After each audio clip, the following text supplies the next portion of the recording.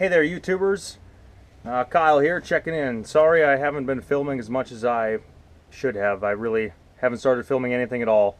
You know, I was planning on filming the picking up of the bus, and I just went with some friends, and you know, it just didn't feel right trying to film the whole thing, having our personal conversations. So I apologize about that. But I would like to give you a little bit of an update. Not going to get a whole lot done today. I have to go to work, but I wanted to at least show you guys kind of where I'm at and how things are coming, and you know why I'm so pleased with the purchase that I made of this bus. It was a pretty spontaneous purchase. You know, I found one. It was relatively inexpensive. It seemed like a pretty good deal, and you know, it's got its flaws, but so far, especially for the area where I found it, there's hardly any rust, and that pleases me a lot. So let's take a look. Pardon the mess here. I got you know, just working on it, so tend to get a little messy when you're tearing stuff apart. So I left a few of the seats in it, just because I'll probably end up keeping, you know, a handful of them for the project. But just tore up some of the plywood, and I'm very pleased. You know, everything looks to be in good shape so far. My plans, of course, are this portion back here. I'm going to go to about, here's where the wheel well is, about right here. I'm going to take it as far as right here, putting a wall up, and then the rear portion is going to be the car hauler. So we'll keep you updated on that. I'm sure it'll be an interesting project. I've done quite a bit of research and you know, did a lot of looking around on the interweb, and really there's not a whole lot out there for school bus car hauler conversions. I'm sure there's a lot of custom ones out there that just haven't been documented, you know, via the internet.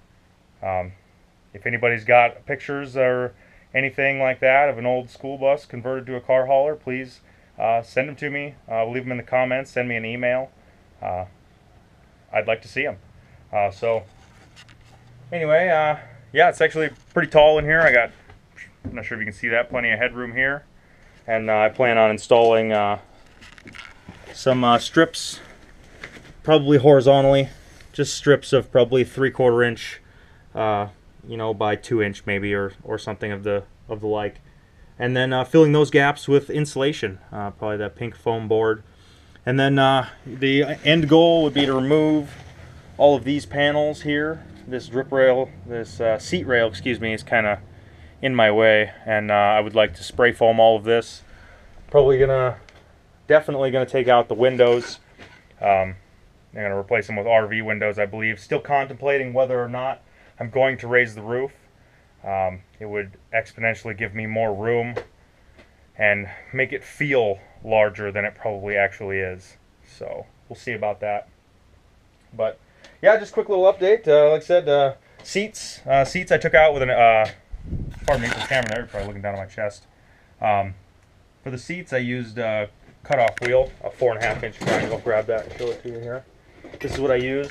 I just used cheap Max Hardware is my local hardware store. They had, I believe, a 7-pack for inexpensive $10 maybe. Burned through pretty much all of them trying to get the seats out. They're kind of brittle. But always wear protective equipment. You know, if one of those discs explodes on you, it could end up in your body, and you don't want that. So, but otherwise, and then along the seat rail here, I was able to just unbolt all but one seat. I had to cut one seat out because of rusty bolts. But otherwise, it's pretty smooth. I still got one full seat in the back on the passenger side, and then the single seat, of course, which we all know everybody loves, still bolted in back there. I'll be keeping those, and potentially at least maybe 2 or 3 of these front seats. So we'll see. But my tools for getting the floor plywood up, all of this stuff here, this whatever this mat crap is, it just pulled right up. It was not really secured down very well at all. There was a little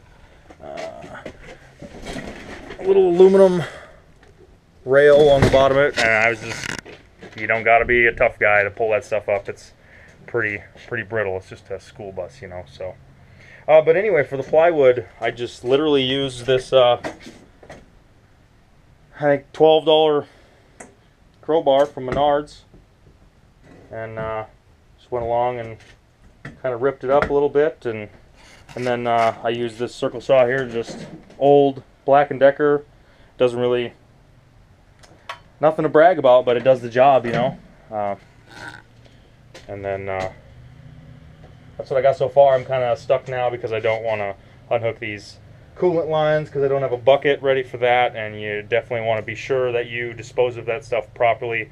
A lot of your local automotive parts stores will have a disposal for waste oil, waste antifreeze, transmission fluid, gear oil, anything you got, they will help you dispose of it. And if they won't, then you should maybe talk to them and suggest that they do that, because it's much better for the environment. So, alrighty, well, that's my check-in for today. Gonna about 3:30 here. I think it's probably about 40 degrees out here in South Dakota today. So, today is the 15th, March 15th. So, payday for me tomorrow, so that'll determine what I can buy. The man I purchased the bus from actually has an entire camper's worth of parts, including a Norcold refrigerator, Magic Chef oven and range.